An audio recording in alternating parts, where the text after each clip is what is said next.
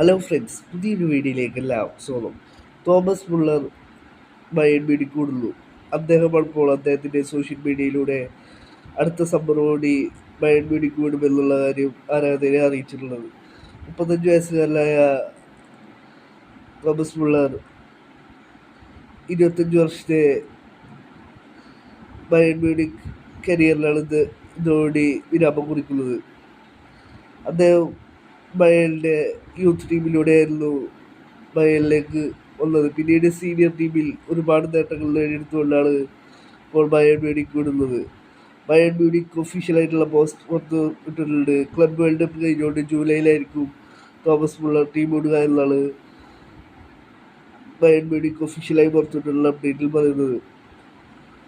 Fabrizio Romano വേണ്ടിയിട്ടുള്ളായിരുന്നു MLS Thomas മുള്ളറിൽ ഒരു ഓപ്ഷനാണ് എന്നാണ് ഫാബ്രിസിയോ റൊമാനോ ട്വീറ്റ് ചെയ്തിട്ടുള്ളത്.